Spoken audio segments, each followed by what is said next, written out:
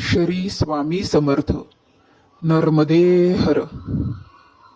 कर्नाटकातील धारवाड जिल्ह्यातील कर्जगी तालुक्यातील हावेरी हे बाळप्पांचे जन्मगाव.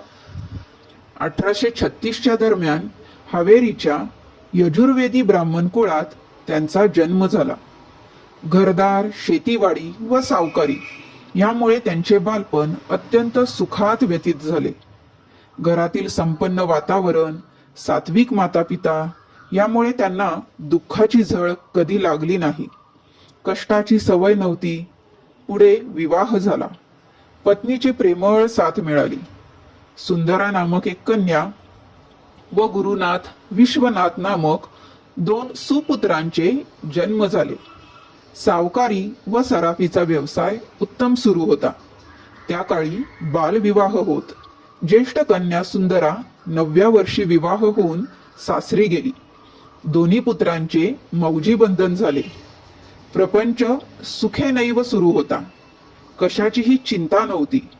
परंतु नेटका प्रपंचच परमार्थी पुरुषाला फिका वाटू लागतो. तसेच बाळाप्पांचे देखील झाले. त्यांचे संसारातील लक्ष उडाले. आपल्या जन्माचे सार्थक व्हावे, भगवत प्राप्ती व्हावी अशी तळमळ त्यांना वाटू लागली. सद्गुरु प्राप्तीशिवाय तरणोपाय नाही हे कळून चुकले आणि ऐन तिशीतच विरक्ती येऊन त्यांनी गृहत्याग केला.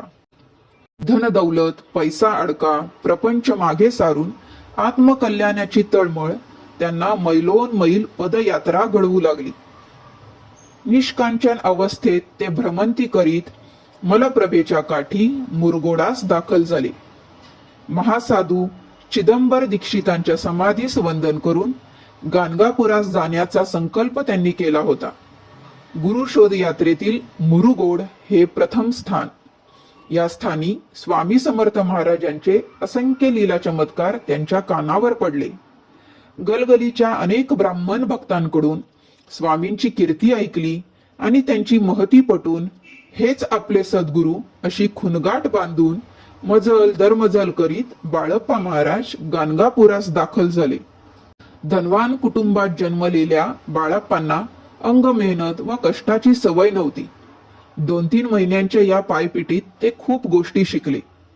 शांत निर्मळ वृत्तीमुळे गाणगापुरात त्यांचे बस्तान बसले.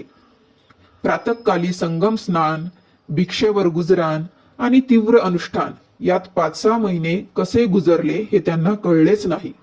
कारण सर्वस्व श्री गुरुचरणी अर्पण केले होते. इतर भक्तांप्रमाणे त्यांना भगवंताकडे काही मागायचे नव्हते. कशाचाही मोह आसक्ती नव्हती. कसलाही स्वार्थ नव्हता. केवळ देवदर्शनाची, गुरुभेटीची तळमळ होती. स्वामी गुरूंनी 6 महिने त्यांच्याकडून खडतर साधना करून घेतली आणि अखेरीस स्वप्न दर्शन देऊन अक्कलकोटास येण्याची आज्ञा केली. बोला श्री स्वामी समर्थ. बाळप्पा महाराज की जय. नर्मदे हर. जय शंकर.